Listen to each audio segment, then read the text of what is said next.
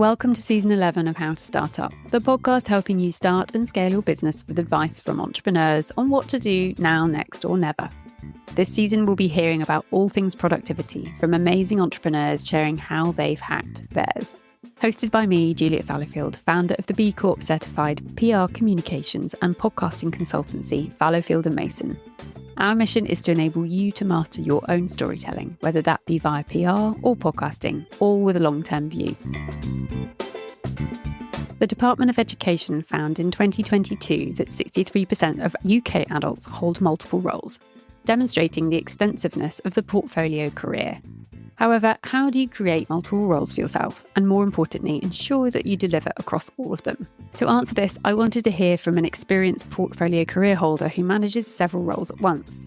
As an M&A growth expert, angel investor and advocate for inclusive leaders, Nnenna Onuba founded her first business, LBB Skin, in 2018. And she has since built a mergers and acquisitions consultancy and the leadership and inclusion advocacy organisation 100 Allies. Nnenna also holds directorships with organisations including the British Beauty Council and the Royal Veterinary College. Keep listening to hear Nnenna's advice on how you separate your different roles and effectively balance the competing demands on your time. It's wonderful to have you on How to Start Up today. We're going to talk all around productivity, which I know can be a blessing and a curse. But before we get into that, it would be wonderful if you could introduce a little bit about yourself and your business background. Fantastic. I'm pleased to be here. My name is Nnenna Onuba, and I wear a lot of different hats, but I'm going to keep it tight today. I'm a beauty founder.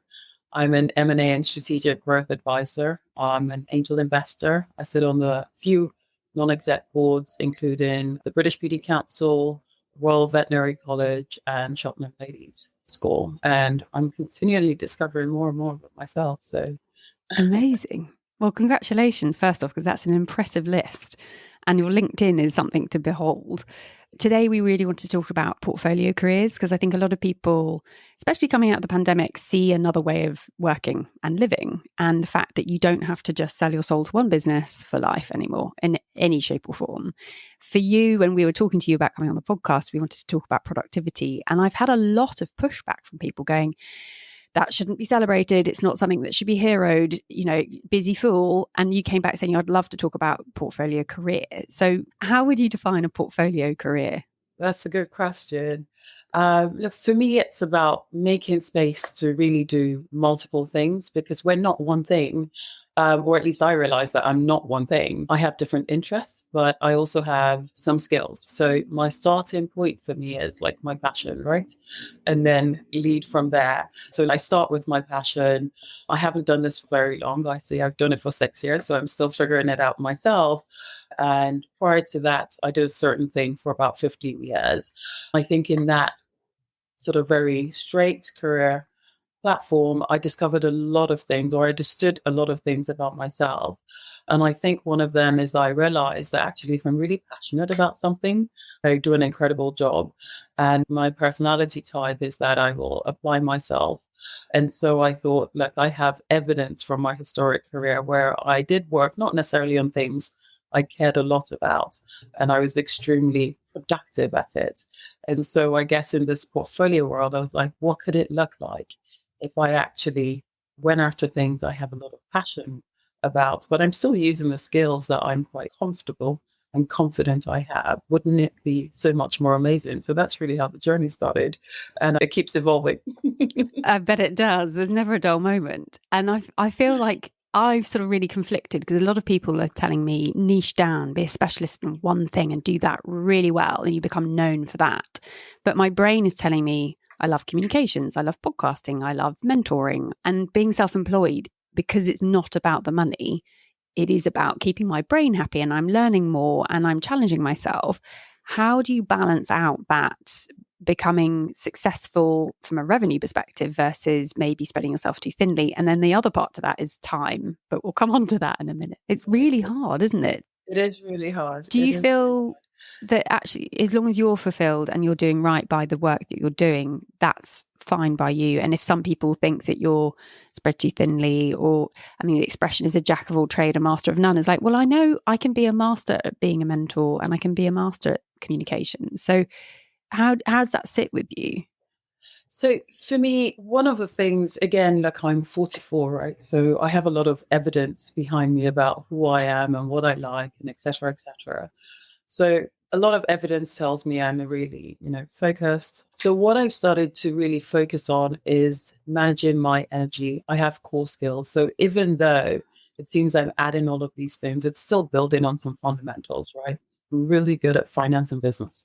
That is where my expertise lies. There are other things like you can learn in, right? Entrepreneurship, building a business, etc. And because I'm also very curious, and I think this education piece and the dynamic environment are things that I know I really enjoy. All of my work has always had that element.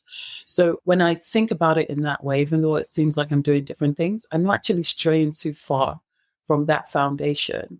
And when I think about my work as well, so niching down, I agree, right? Like you have to have skills that you're expert at because that is what you can transact with. People pay for expertise. No one's paying for someone to be wishy-washy. Anyone can go to in ChatGPT days, right? You can be an expert really quickly. So again, you need to know your thing. So I think those things matter, having like a core base. But that portfolio career living is about leaving some flexibility to still discover, because as human beings, we're constantly growing, challenging ourselves, evolving, and also the environment we're in is evolving. And they all feed each other, presumably, as well. Like you're learning all the time from these sort of Venn diagram is real. Have you found that gives you ideas to bring back to other parts of the business? Absolutely. And there are, even though I have big rappers, right? The two big circles are finance and business, right? M&A, selling businesses. And then the other wrapper that exists today is beauty. So even though I have different hats and I shape shift, every conversation when I'm being a mentor to a founder I've invested in, I'm learning from them as much as I'm advising. When I'm selling a business from an entrepreneur who has achieved so much that, this is the ultimate exit, right? That every entrepreneur dreams of. I'm learning so much as well in understanding the business about how it was built and how to be an entrepreneur. When I sit on the board of the British Beauty Council, we're looking from a more holistic perspective, but there's a lot of evidence and research in terms of being able to articulate the value of that industry that feeds into all the other work. So it's a little bit connected.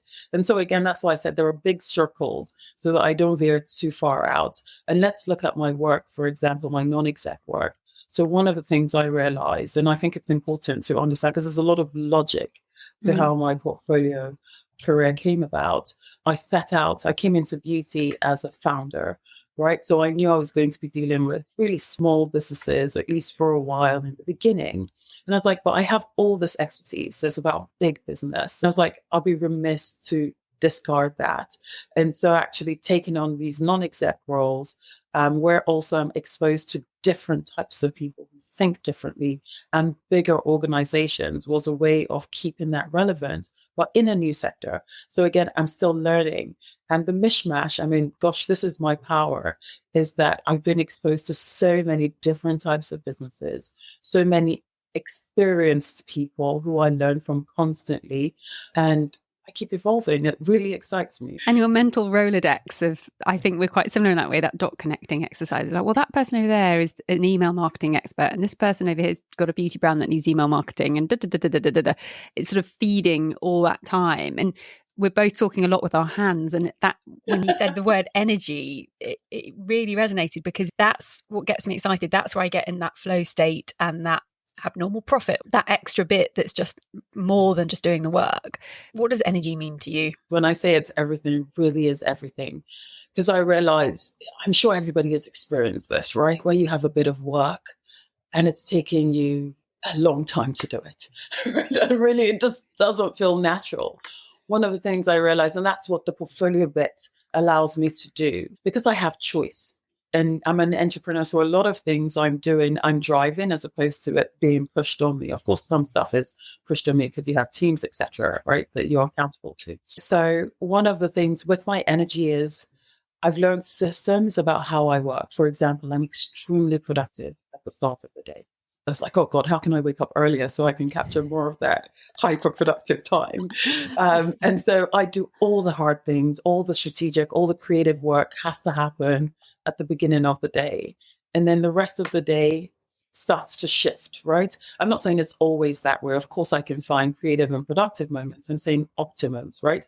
So I've hacked it in that way. So the rest of my day will be more chatting, going out, having meetings, etc., or switching to more administrative tasks. And sometimes I also find when I come with high energy, I'm the most creative. That's things happen quickly. My younger version of myself defined it as, oh, I definitely work under pressure. So I need to, I was like a lastminute.com type person. We were taught that that was good and that you should learn to be under pressure at all times and then you're productive. And it's like, it's not healthy. Exactly. I mean, there is a fine mix, right? It's that understanding of you and how you perform and actually how you then use that to create something that's a little bit balanced. So I left investment banking because I didn't want to work in that almost constant state of pressure, because actually I was like that stress, that's lizard brain type thing. When I'm relaxed, I'm in my natural flow. Everything feels easier. I'm my most creative. I enjoy my work. My conversations are much more organic and I'm my best self. So I just almost constantly trying to achieve that type situation. Absolutely. And I think a lot of people said you're either lark or an owl. I'm like, I might be both. And that's not good either. But when you're doing something you love, you want to do it more. And in that flow state where you've got that good energy coming through and that you're feeling like you're firing on all cylinders, it's satisfying. You get job satisfaction. I'm going to add one thing to that, because again, it's back to this, we are not one thing and we evolve also as individuals. So I, for sure, in my younger, early working years, my 20s and probably early 30s, I was much more an evening person. Like you could not, like my day, we worked long hours. And so like, I'm not really a human being until about 11 a.m. And then I would go late into the night. I don't know when the flip happened, but it happened. So it changed for me when I moved to Australia and I started going for runs at 6 o'clock in the morning. I was like, I have to go to bed at 10. It's not an option. I flipped then. I've always exercised. So in fact, my gym session happened at the end of the traditional workday, right? So we were done with meetings, clients had shut down their computers, and we were about to do the real shift. And then I would go to the gym then and then come back a little bit rejuvenated and do like my final bits of quiet work. And so almost what I described in the morning happened for me in this awkward, really late evening hour. And it just, again, I don't know, it just shifted at some point. But I think actually it might have been when I left corporate and started to sort of flow more naturally with my energy. I love to wake up. I'm really weird. I love to be outside. I really look forward to hearing the birds chirping away in the morning. And I only seem to hear that really, really early before the day starts. And I think maybe that's where it started from. I've never really thought about it. I think you've tapped into the circadian rhythms. I had a fascinating conversation with Dr. Russell Foster that's written a book about sleep and how we're on a sort of 24-hour clock, but not all of us are 24 hours and not all of us need 7 hours or 8 hours. You could be a 3-hour sleeper, you could be a 12-hour sleeper, work out what you need without an alarm and you're good. But every single guest on the podcast has said you've got to know yourself to be a good founder. And the fact that if you know yourself and how you work and what matters to you, you'll do better by your team, better by your clients, and better by yourself. And you have that autonomy. And people are like, oh, you can take endless holidays. It's like, that's not the autonomy we're talking about. It's I can choose to work in a way that works for me, which means that everyone else will benefit as well, you hope. And I think I very much struggle. I mean, I'm early doors in this, but I was like, I'll just keep working. I'll just work and work and work harder. I'll be more productive. I keep saying that in inverted commas, produce more and therefore it will benefit. And I burnt myself out. I was exhausted. I wasn't sleeping properly. I gave up exercise. I gave up meditation. And I know that you mentioned the book Ikigai, and I was given it a couple of years ago. And it's the only book I've read more than once. And I've underlined it and I've given it to friends and I absolutely bloody love it. It's incredible.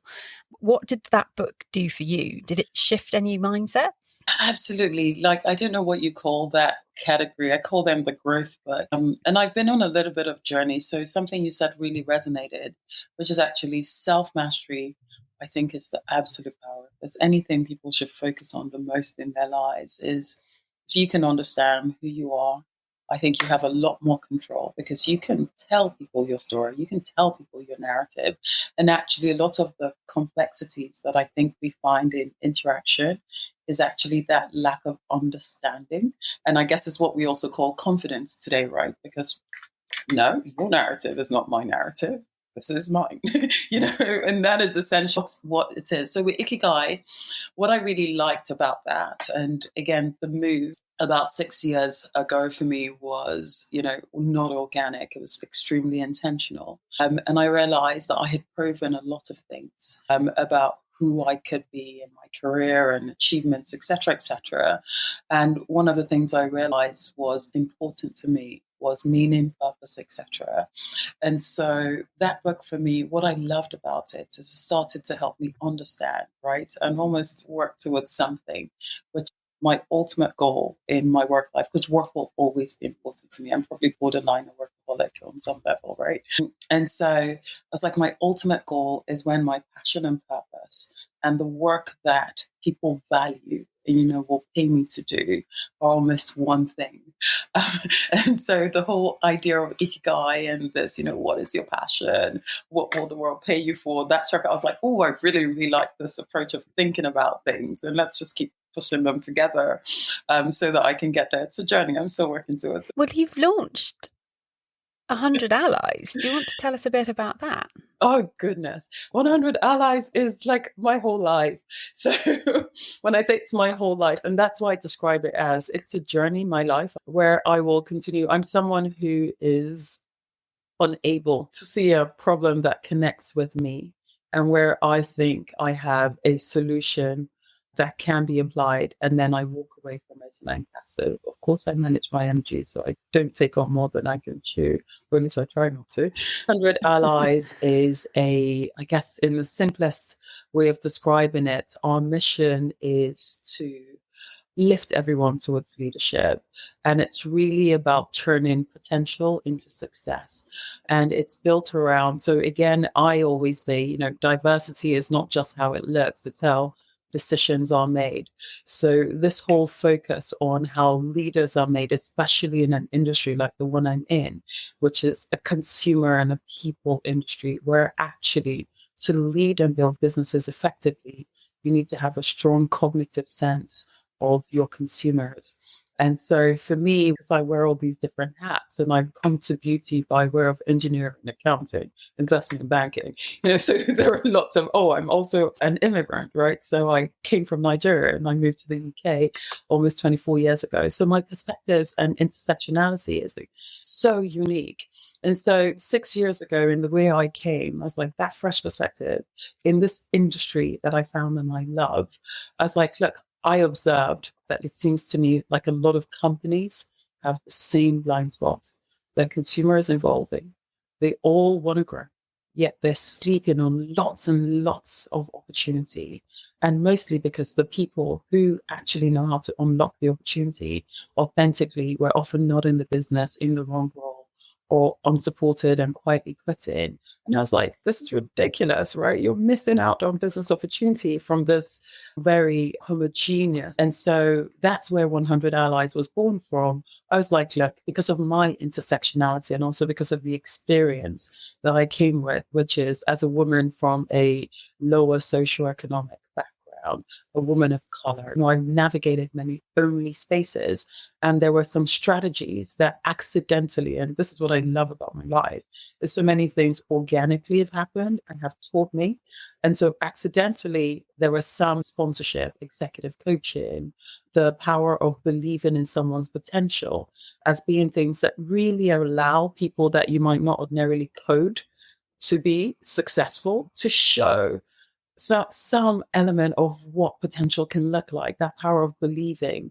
And so that's really what we're doing in 100 Allies. I know that there are lots of unseen talent in our industry and people who have ambitions. And was like, look, we can scale opportunity and actually it drives growth. And that for me is a mission I'm excited about. Well, congratulations. It's huge. You've mentioned lots of the pros about having a portfolio career, but what are the cons? What are the negatives? Oh. Are there any? There are. Oh, nothing's perfect. I think we should be honest about that. No, absolutely. So I think for me, the biggest one, it's that feeling sometimes of starting again. That new girl at school feeling of, oh, we're back at the bottom. It really is, and it has been, but it's also, again, it's driven a lot of growth because I've had to figure out how I make it work. But hey ho, growth tends to come on the other side, so I embrace it. So it's again the same, like in a new space, right? Whereas in finance and investment banking, in the way I was doing it, I had established networks. I had built the judgment muscle, right? So there were lots and lots of things that suddenly I find myself in this new world. Let's take entrepreneurship, my journey as a founder, because everything I was doing was new. Everything was like, oh God. And so again, it made me really, really hyper focus on the things that help me in surrounding myself with really experienced people, really talented people. And in a way, we talked about 100 allies, but it's so linked because in that search for how do I build that network that allows me to almost complement this lack of muscle, which now has developed massively. I'm not where I was. I have more established networks, but there are still moments where I still feel quite new. But again, I'm someone who really thrives on learning. I think my worst situation is when it's stagnated. I will add a new project. And sometimes that's what these new projects are. It's a way of staying constantly innovative, feeling fulfilled. You get a bit addicted to that high of, oh, I didn't know I could do that, and now I can. What else? And my team, we're our own worst enemies. We're like, we're just going to redesign the website because we don't know how, and it's going to take some time. It's going to make our brains hurt. And they actually have said to me, I need another brain hurt project. I was like, I love this. Okay, let's think of something. But I definitely hit that in sort of year 2, year 3, where the learning curve at the beginning had been like this. It's like, I don't know how to build a website. I don't know how to use Xero. I don't know how to negotiate terms. All of that initial lovely admin setup stuff had been done. And I'm like, now what? Like, I kind of miss the learning curve and the trajectory. And then, you expand the business and you change the business and you do things differently. And you become an addict to that in a good way, I think, because then you're growing and learning. Absolutely. But we come back to that thing we talked about at the beginning, self-mastery. So in this, allowing myself the freedom to experiment, but still fail fast. I'm also learning because I came in with a lot of assumptions around what entrepreneurship looked like, around who I am as a worker. I wanted all this autonomy. But actually, I learned that there were aspects of the previous work that were extremely important around how I'm effective. I really bounce off having smart people sharing ideas. You said you learn from speaking. I learn from actually teaching and socializing the things I'm working on with people. But the other aspect of mastery, I also understood that there were certain things I thought I was like, I'm crap at that. I have zero business doing that. So actually now in sort of thinking about teams and people who complement my own superpower, I'm understanding where my strengths lie with more clarity. So I can really like hone in and try and choose those all the time. But the ability to now bring in really smart people around me, people who are smarter than me, who are better, more qualified, etc., which allow us to move faster. It's incredible. And it's totally okay and a very good thing for any founder to recognize what they're not good at, because if they try and be good at something that's not flowing and not comfortable, don't do it. It's just, you waste time and you go down a rabbit hole where you're just feeling frustrated. So yes, there's some things learning the hard way, and there's other things actually you're better off asking an expert. Indeed. A friend of mine said something. He's an investor, very experienced investor, and he was like, I'm going to tell you what my number one sign of a good founder is the best founders I've seen are able to delegate very important things. And I was like, okay, that will be a goal. Yes. Let's get delegating away. But it really important does things. Yeah. And risky, chunky things that have meaning, and it's fine to delegate stationary order, but I actually quite like doing that. But the really big things. So when Francesca and my team's like, I'd like to redesign the website, which is our home, people discover us through that. I was like, great. And her and Sam have rewritten it, designed it all themselves. And I looked at it and like, great, signed off. And they're like, what? I was like, trust you, you know it better than I do. Brilliant. It was thrilling to see how good they were at this. And I was like, you're better at it than I am now. Fantastic. One thing I wanted to ask you is about time, in the sense that it is so precious. It is finite. How do you manage your time, and how do you compartmentalize those different roles that you have in your career? Do you have hacks, or is it just natural to you? Time is extremely important, right? You've just said it, it's the most precious asset that we have. So I think it's really essential to manage it wisely and avoid wasting. I keep coming back to energy, right? And so how do I manage that? I create structures. Again, as an entrepreneur, you do have to create structures that just allow you to help manage things. So like I just said, for me, continuous learning and is so important in how I grow, develop, especially in the world we live in that's constantly evolving. And in my industry, and where I regularly read trend reports, informed reports, they stay up to speed. I try and surround myself with a lot of inspiration. So I talk to people who I learn from constantly, who inspire me. They're the ones I follow on social media. I've done a lot of auditing, I think, in the pandemic, of things that really wasted my energy or depleted me. Love an audit. No, but it really is, because I realized, and it's almost the energy hack for me was, I started actually keeping a little diary of how my engagements, especially my most frequent engagements, made me feel. And I started to see patterns. I could see that there were actually some spaces that I was in that didn't fill my cup. And I was just like, actually, we need to spend less time in those environments. And so I think I've just been gradually moving into high vibration, and I'm already a very optimistic can-do. So I kind of was like, yeah, where am I trying? Let's just go find them. The world is already hard enough. It's already ugly enough. I'm not really a moaner. Of course, everybody needs to make space for letting stuff off, but I'm more of a, okay, and so then what's the action? So I was just like, I kind of want to be with those people who are much more, let's just get on with it.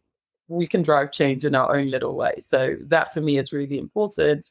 I think we already talked about energy management. And there's one more I think that's extremely important, which is actually embracing the discomfort. So in terms of how I work, let's look at everything as a spectrum, right? I'm much more naturally in the more introverted end. Over time, as an entrepreneur, I didn't plan it, but I was like, I'm going to have to do things that I do not love: public speaking, going out networking, Your own PR. Yeah. Like talking on LinkedIn. I was like, kill me now. Don't worry. My team made me turn the camera on about 2 years ago for the podcast. I'm like, don't make me do that. It's like, no, we need your face on Instagram. I'm like, oh God, okay, fine. Doing Instagram lives, I was like, goodness, I do not enjoy it, but I've done it. And again, one of the things I realized is from doing the uncomfortable things, the only way, it's like exercise, the only way to get better is keep doing it. And when I do it, I don't know, it's not even a stress. It's like, yeah, okay, I'll do it. And I've built that muscle. And I was like, but now it's an additional skill that I can turn to. Of course, I manage it, right? But even when I go to big networking things, I have to contain my energy. But even in those spaces, I very quickly gravitate to the conversations that fill my cup. I like to be inspired. I like to learn from people, right? I don't really do gossiping or any of those productive type things. So I find myself in those spaces looking for those pools, but still navigating. And I'm high energy anyway. So I think I also energize spaces I'm in anyways. Well, 100%. You've just reminded me where we met, and it was the British Beauty Council breakfast when they were launching this year's September event. You were incredible, because you were what I'm normally at those events, going, oh, hi, you do this. You need to meet this person. I've just met her. And it was live LinkedIn that you were managing within. I'd met 15 people within 20 minutes through you that I had just met myself. It was incredible, but you could see that energy and everyone was attracted to it because you were like ding, ding, ding, ding, dot connecting, fixing people's problems. And it was amazing. So you found your calling. I don't know, but like I said, I think I work better when I really enjoy what I do. So yeah. And I think that's something I didn't realize. I worked 20 years for other people that I was good at and I was doing well at, and I never questioned it because it's what I did. And I found myself redundant. I was like, if I'm really honest, I didn't really love it. And I'm so much more me now than I was before. And I'm so grateful for the redundancy because I would never have left. And I think being in that rut of being told what to do and just assuming that's all you're capable of is normal. Like, why would you question it? But now having that freedom of thought and that freedom of like, well, no, I don't want to work in a corporate office 5 days a week, and I want to be able to work and travel and whatever else it might be that has value to you. And I think we're lucky coming into this later in our careers because we've had experience from other companies of how not to do it. And it's interesting seeing entrepreneurs in their early 20s because I feel like they haven't worked out that, well, don't do it that way, don't do it that way. They're just going in, I'm going to try it this way. So I'm grateful for that experience, but I don't think I'll be going back anytime soon. Oh God, you've just nailed it. And I think this is actually something that I found is very common among women. Like we become more confident later in our lives because we also have a lot of evidence, right? The self-doubt that takes that us proven track younger record of years. Success. Yeah. Exactly. Is this a swearing show? There's this Nigerian author called Chimamanda Ngozi Adichie, and I saw a little snip recently that she was sharing. She's the same age as me, or maybe just a year older. And she was like, you know what happened when I got older? I looked into the bag of fucks and there weren't just any. She was like, of fucks to give, that's it. And she was just like, there weren't any left. So she was just like, I'm just living my life. And again, I think it's a really neat way of, again, coming back to the self-mastery. I think if you know who you are, you can, again, just manage so many other things around you. You can create spaces that work for you. You can communicate even to your teams. When we think about the most effective leaders, actually, when I think I start to break it down, the most effective leaders have a high sense of self-awareness and awareness of others. Because again, when you know yourself, it's almost like listening, active listening. You're more able then to observe what's around you and notice what needs to shift into where, and you're not worrying too much about your ego, etc. And you can better serve the world around you without depleting yourself. And that is, I think, a really powerful thing that I think more people need to focus on. But again, when I think about the luck I have, and I think I hear this with you two, Juliet, is that we've been able to, and it's unfortunate not everyone has this, but being able to make space in our lives to at least go on that journey of self-discovery and mastery. And it's a journey, right? We keep learning, but it's definitely worth it, in my opinion. 100%. And there's no end to it. I think that's the other thing is like people like chasing something. And it's like, no one's going to come around and pat you on the back and go, you've made it. As long as you're in that. And I've been very bad at being present in the now and appreciating the journey. And I'm constantly trying to fix a problem, but actually I fixed that IT problem today, or that was a really annoying glitch on the website, but that's now overcome. Like the little things and celebrating those successes of go us, we did that. And being proud of it, because you are going to be thrown a million different obstacles, some big, some small, but that's part of it. And that's so exciting. Someone said to me, oh, you've been under a lot of waves, but you've learned how to swim really strong and you can get through them. And I was like, oh, yes, I'm a strong swimmer, finally. No, I like that. I can't swim to save my life. I tried many times. I was like, career-wise, you're fine, I think. Do you have any tips and tricks around your prioritization of tasks? Because in my old career, it was just he who shouts loudest. And now I'm like, no, it needs to be, yes, I've got 10 emails that could be replied to in half an hour, but actually I'm better off spending an hour proactively doing something that hasn't been started yet. So how do you work all that out for yourself? I think with me, I'm quite organized and highly productive. And also, let me give credit where it's due. I come from a background of investment banking and M&A, which has always been transactional. So you move from one deal to the next deal to the next deal. Sometimes you're doing multiple deals at once. They're very complex. It requires a lot of project management. And the banker is basically like the chief manager of the whole deal because we have the most to lose outside of the client if it doesn't complete. So I would say that I sort of built that muscle there of around being organized, but also, and I create my own structure. So I put in deadlines sometimes where I can see 100 allies is a good example, right? Because it's a mission. You can be very in your head, but I do put, all right, so this is the deadline. I communicate it to people so that they hold me accountable. I'm sort of a good girl in that way. And so I will deliver on it as soon as something happens. It goes straight in my diary once I make a commitment. Otherwise, it's not going to happen.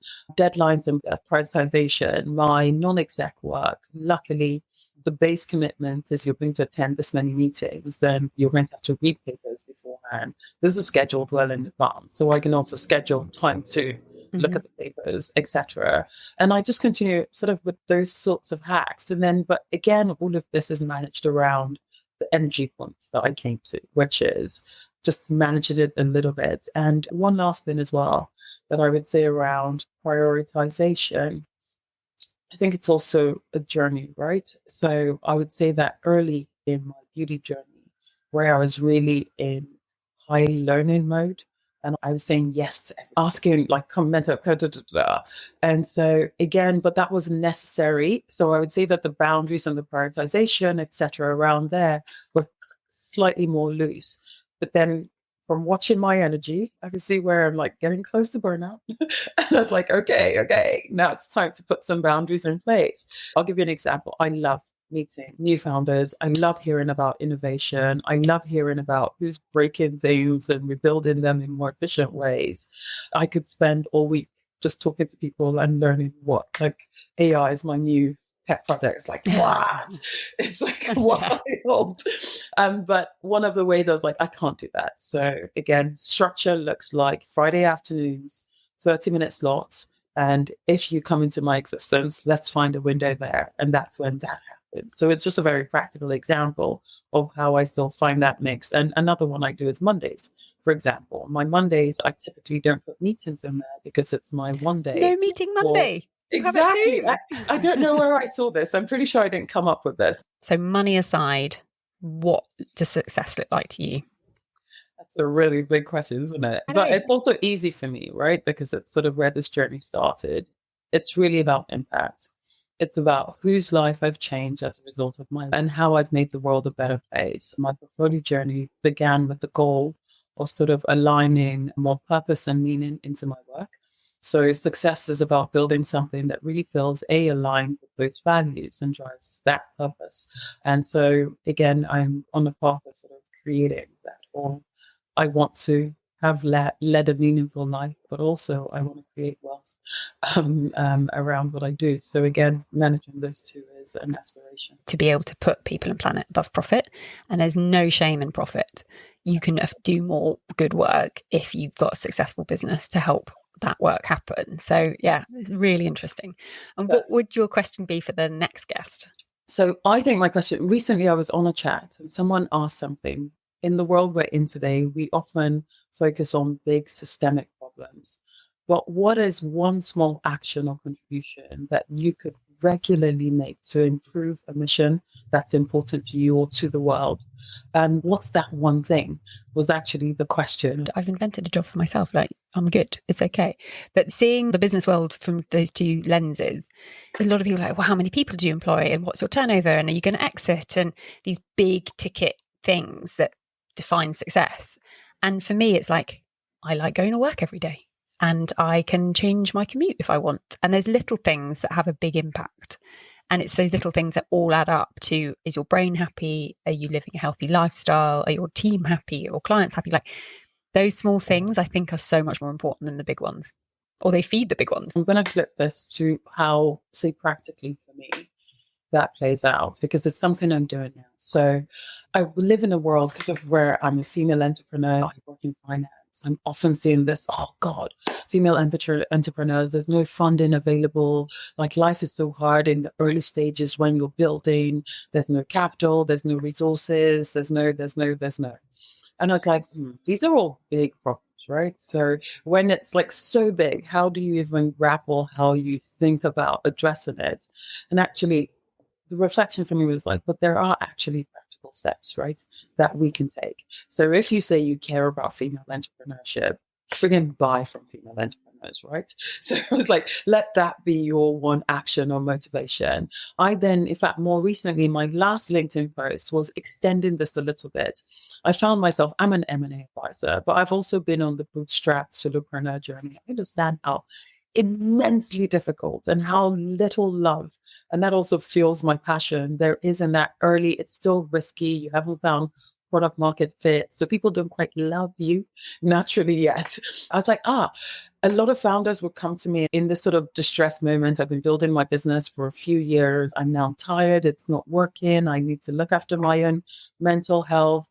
And I would give a little bit of advice, but I was like, look, the challenge is, small businesses like this are not good bets for me as a businesswoman who needs to make a living to take on. So as much emotional and empathy I have for the situation, I just can't be, because also my fees, you just can't clear it. Even if you took any money out of this, you're going to hand it all to me. Ethically, that is a bit problematic for me. So I found myself saying no, but giving a little bit of advice. So I won't leave you at nothing, or I'll direct you in. So one of the things I recently reflected on, again, because there was another instance of this, I was like, well, I could create an ebook, right, where I put some nuggets down that are applicable to this group, where at least as a first step, because most people think I find a buyer, but I was like, no, find a buyer is only one step. It's like one step, and not even the most freaking important one, actually, in how you sell your business. And so I was like, okay, I have all this knowledge. I can put this down. So I did this little campaign on where I was like, look, if I get 100 people email me and say that they care, because I'm not going to do it if no one cares. And I'm not on any savior type mission. And so if 100 people email me and tell me they care, I will take the time now to create this book as a little manual. And I priced it at £100, right? Just to put this in context, my usual fee is like 3,000 times. So I'm not like trying to like over profit from this, but at least it's accessible. And I was like, that is a one little thing that I'm doing to actually combat this barrier of financial barrier to financial inclusion of SMEs who I'm a part of that community. So I was like, oh, that's interesting. So when I said what's your little thing, it's almost in that same, because we moan a lot about all the problems of the world. But I think if we start to enter into that, I can be part of the solution mindset, it's quite transformational. I love that. Thank you so much, Nnenna. I've learned so much, and always a joy chatting to you. And you too. Thank you so much for inviting me. I really enjoyed this chat. I really hope you've enjoyed this conversation. You can find a recap of all the advice so kindly shared by our guest in the show notes, along with their contact details. We'd love it if you could rate and review or share this podcast, because it really does help other people discover it. To incentivize this a little, I would very happily offer you one of our PR guides on how to share editorial coverage legally. Just DM us or send us an email, hello@fallowfieldmason.com, with review in the title, and we'll share it on.